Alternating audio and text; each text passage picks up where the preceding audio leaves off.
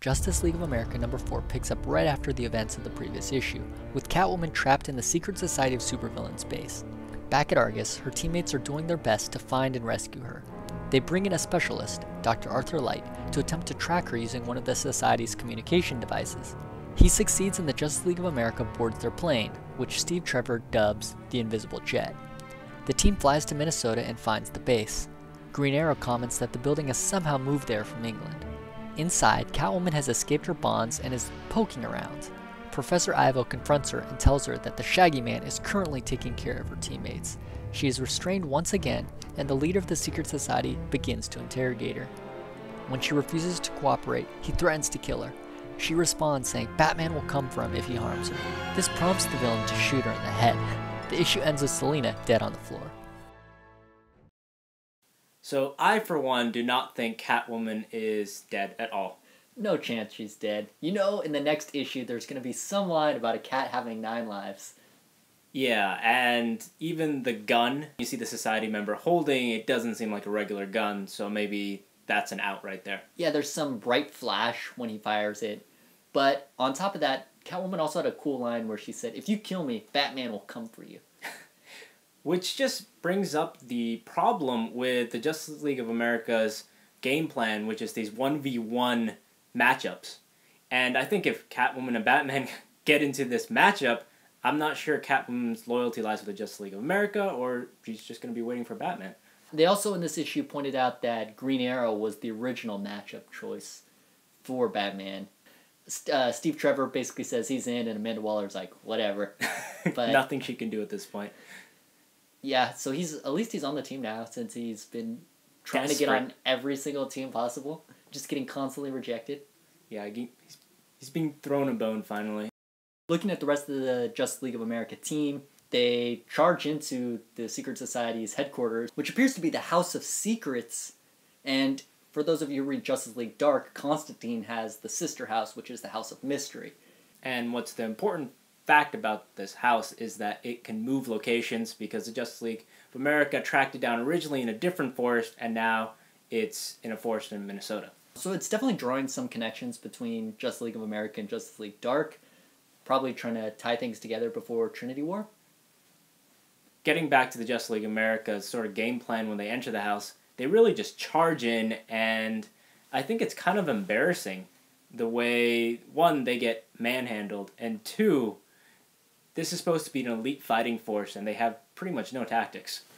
Yeah, I mean, Steve Trevor took the leadership role, and I thought he actually did all right, saying, let's not split up because we'll lose our communication with each other. Mm-hmm.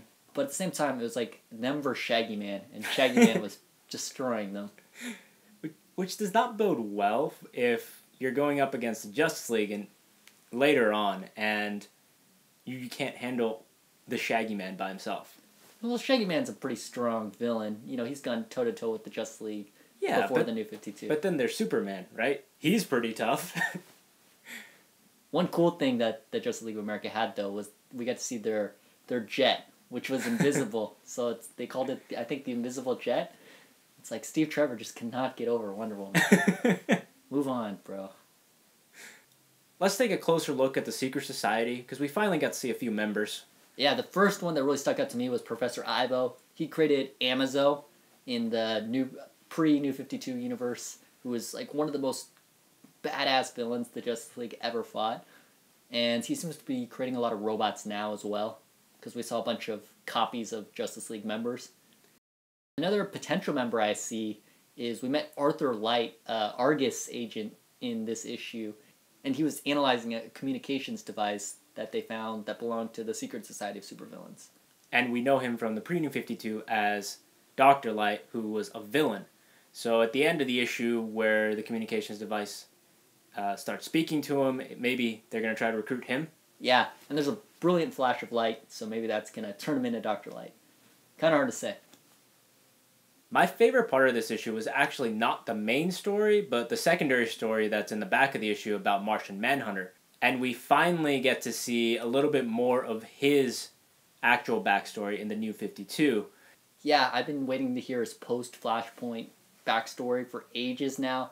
I mean, he was in Stormwatch. We didn't learn too much about his history.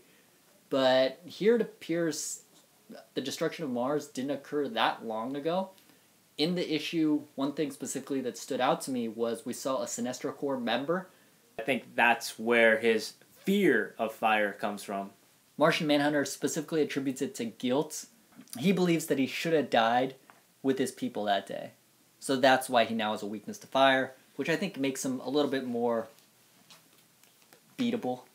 In our previous Justice League review, we talked about how much of a badass he seems like. He almost seems to surpass Superman as the biggest threat. But now that they introduce a weakness, and it's a psychological weakness, which someone like Batman could really, really harness, take advantage of. Although the fact that it's a psychological weakness could also mean he could overcome it as well. So, could go either way. But as a grade for Justice League of America number 4, what would you give it? I'd give this issue a 3 out of 5. It was a good issue, but not great. A lot of these Justice League titles right now are just laying the groundwork for Trinity War, which is going to be coming soon. And until then, I don't think anything too amazing is going to happen. I'm going to give this issue a 3 out of 5 as well. The main issue was so-so, but the Martian Manhunter backstory was great. Thanks for watching B3 Comics' review of Justice League of America issue number 4. Before we go, we have a question for you. We've met most of the cast of the Justice League of America so far, but who's your favorite member? My favorite, by far, is Martian Manhunter. I'm going to still say Steve Trevor. You can leave your own thoughts in the comments below, and if you like what you see, give us a thumbs up.